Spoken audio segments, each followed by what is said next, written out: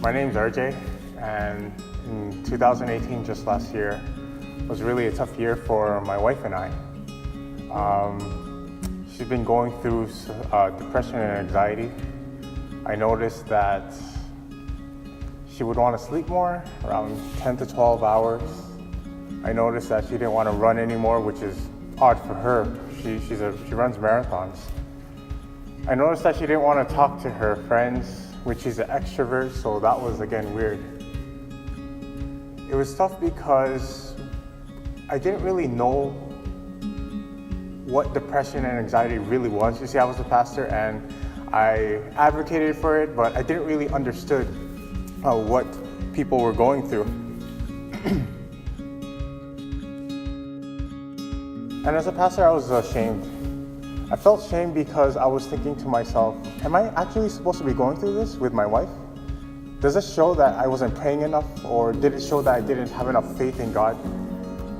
And it's just that I didn't understand mental health, depression, and anxiety. I realized that it's an illness, that it's not something that you wake up and you choose to do. You don't choose to be depressed, you don't choose to have anxiety, but it's an illness that you have. As months went on, we realized that she needed to have help. And that's when the healing actually started. For months, God was healing her.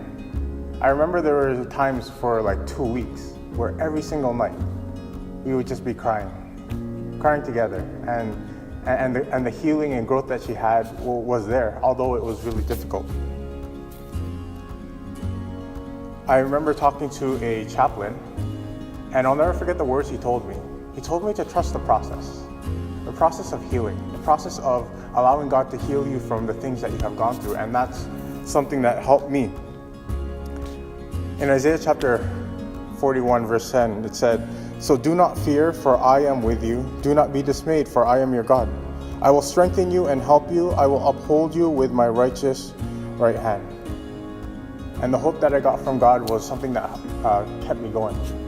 There might be some of you out there who have loved ones who are going through depression or anxiety or some sort of mental illness.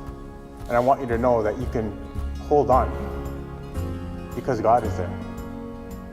It might be tough, but just look forward to that time where God will continually to give you healing.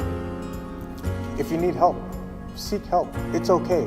It's all right you don't have to be the one going through mental illness when you have a loved one going through it. You can go out and seek help from other people.